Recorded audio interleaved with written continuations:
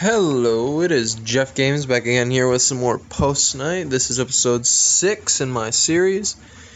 My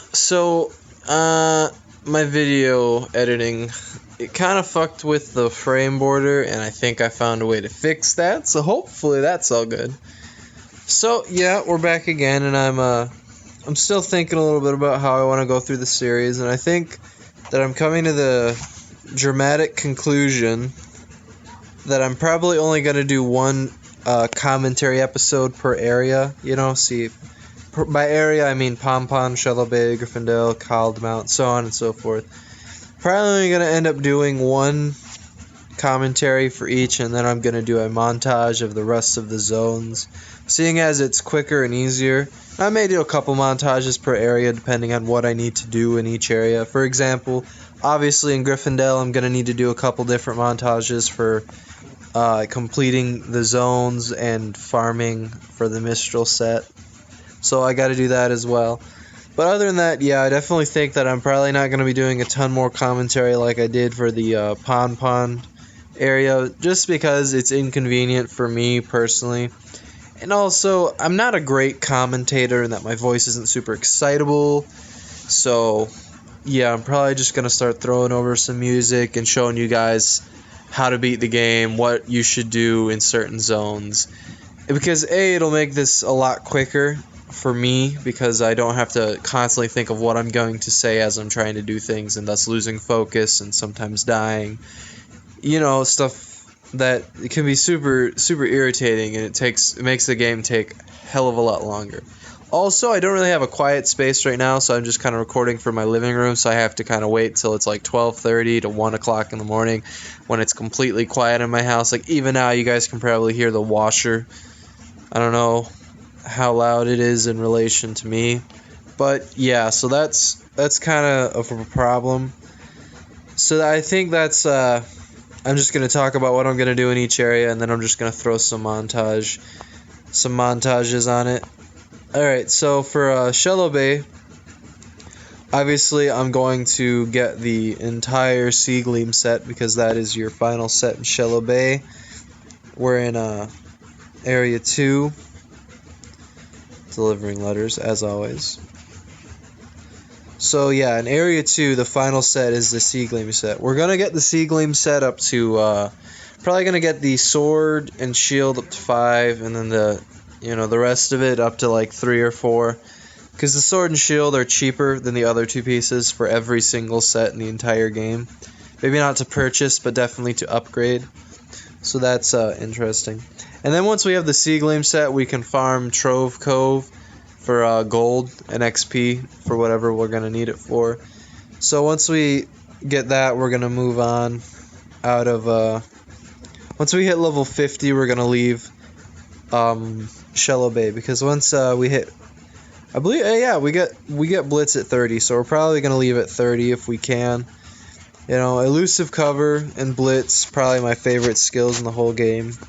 You're not going to get those till 65. So, yeah, I think I'll clean up my quest boards real quick, or my post-night quests, and then I don't know, we'll see. Maybe I'll do the first area. But right now I'm going to go do my post-night quests, because I've been neglecting to do those for the sake of keeping the video short. Yeah, delivery quests, that's what they're called. I knew that, but whatever. Stun Guard, by the way. Useless for anything, but it's better than nothing. It really is better than nothing. But at least the first two skills are like semi-synergistic in that, Stun Guard, you stun them, and then your Blitz, or whatever it's called, does double damage against stunned enemies. So that's nice, but it's also kind of useless, in my opinion. I don't think you're going to find much use in it. You're probably better off grabbing something like Elusive Cover or Precise Barrier. Even Mirror Magic, honestly. They're all better skills. Ooh. Let's drop Puffwort, Sage. Yep. Like I said, we're not gonna upgrade the first, tier armor sets. It's pointless. I do think I need to grab the combat piece though, just to have it. By the way, there's a couple pieces in here that I'm not gonna pick up as I'm going through the game. I will go back and get them, and I will do it on camera. I will show me grinding up the gold and whatnot, but I'm not gonna do that till after I beat the game, because it's tedious, really tedious. My plan is after I beat the game, I'm gonna get everything to 5 stars, irrespective of whether or not I'm gonna use it. I just want everything to be maxed out because I want to give you guys the full, start to finish experience. I don't know if I'll end it at S rank because that takes a long time to get. If I do, it will definitely be some off-camera grinding, unless you guys want me to do a separate spiel where I go through and do every single delivery quest over and over and over again. Because if it comes down to it, I probably can. Wouldn't take me that long. But I don't really want to. I kind of would like to grind that off camera. It's probably going to be the only thing I do off camera is do my delivery quests, which will get me some levels. I will definitely wait to spend them until I'm on camera though. That's for sure. So expect that at the start of every episode from here on out. Yeah, let me grab this copper bar. And then what am I missing? Wolf pelts. Alright, we'll go over here, do another quest. See if we can get it after this. Huh. It refreshed after we did the quest. That's cool.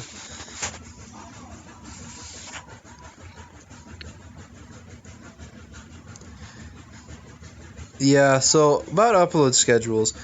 I realized that my first couple episodes, while they have been quick, have been somewhat spaced out, and I'm deciding that I'm gonna probably be posting every day if I can, because now that I've decided I'm gonna just do montages, I don't really have to worry about finding quiet time in the day. I can just grab my phone, hit the record button, and that's that, and then I'll just run it through my video editing software. By the way, shout out to the InShot. It's a free app that you can get on your phone. It's great, but just make sure that you hit no frame, because otherwise it can kind of mess with your frame on your, on the image, which is super annoying. Super annoying. Especially since YouTube doesn't have a fit to screen feature.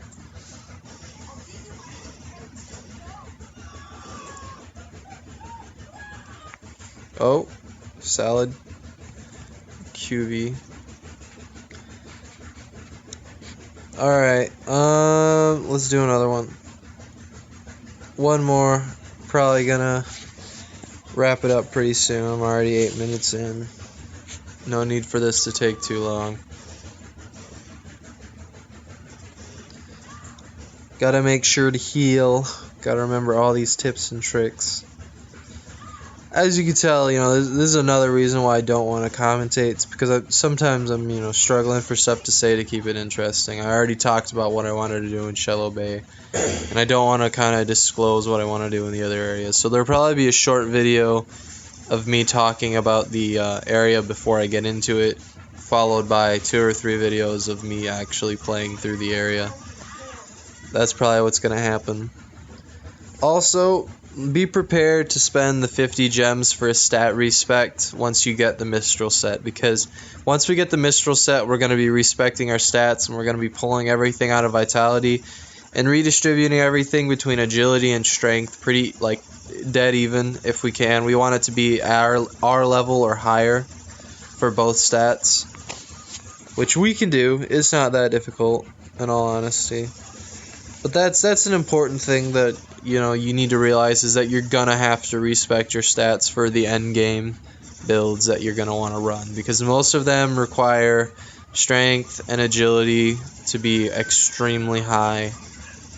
Agility higher than strength in some instances. I was actually reading some Reddit posts not too long ago that were talking about the difference between 100 strength and 120 strength. And basically the difference is if you're using a set bonus that gives you critical, or if you're using an item that's 5-star bonus gives you critical percentage, you can run the 100. But if you're using if you're not using anything that increases your critical hit rate, having 120 agility will make your critical hit rate 100%. So every single critical hit will be, like, every single hit will be a critical hit. Which I think is, I don't know. I feel like I'll probably end up doing 100 and then pumping the other 20 into strength. Just because it seems like more feasible.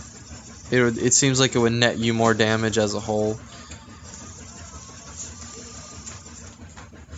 Oh, there's a person. Worried townsman.